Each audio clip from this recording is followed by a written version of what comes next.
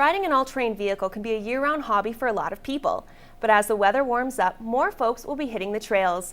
We caught up with a local ATV instructor for some important springtime safety tips. When you're riding ATVs and UTVs, it's advisable to be wearing a helmet at all times. It's actually mandatory in the province of Saskatchewan.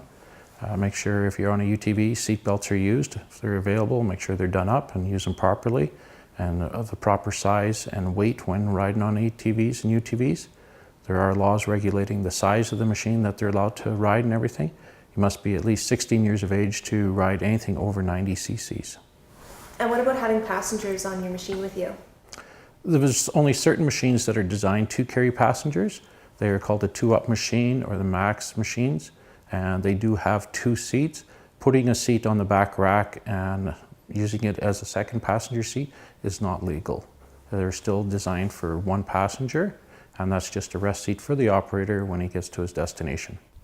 And what are some of the things that you would do before you went out on a ride?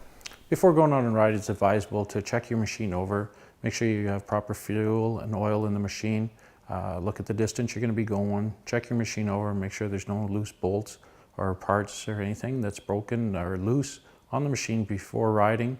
Make sure that your machine's in good mechanical condition before going out, and always tell someone where you're going when you expect to be back. And what about yearly maintenance? Depending on what you're doing and where you're riding that, it's advisable to get your machine checked by a mechanic or even by yourself. Thoroughly check it over before riding each season. Can you talk about responsible riding in the outdoors? Responsible riding in the outdoors consists of 1, checking your machine before you ride. 2, telling someone where you're going, when you expect to be back, and never ride alone. Okay, if you are riding with somebody, something goes wrong, at least you have somebody there to help you. Okay, if you're not both injured at the same time, you can always get help. Carry a cell phone with you. There's lots of coverage now in the areas that we never used to have coverage in. So cell phones are a viable thing at this time. Using GPSs, and stay within the riding area and know the area you're riding in before you ride. And in this season, when are people going to start to get out on the trails and things? ATV riding, pretty much, it never stops. It goes year round. You're always guaranteed at least 10 months of riding in this area. So this year we've been fortunate, we've had a little more riding. It's been 11 and a half months riding this year, but the season is really coming out where the rallies are going to start here starting in April. So a lot of people will be out riding and using their machines, so they should be checked prior to the rallies and ride safe. Can you tell us about the training courses that are offered for people in this area? Training courses are offered, start for 6-year-olds and up. It's pretty much the same course. It's just a little different timelines and everything that we use, because the 6-year-old won't ride as long as an adult will for the day, but the course takes up to 7.5 hours to complete. And how did you get involved with teaching these courses? I got involved teaching courses as I worked on ATVs and snowmobiles for 22 years, and then has always been interested in instructing safety programs. So I was asked to take the ATV instructor program and now the UTV side-by-side instructor program last year.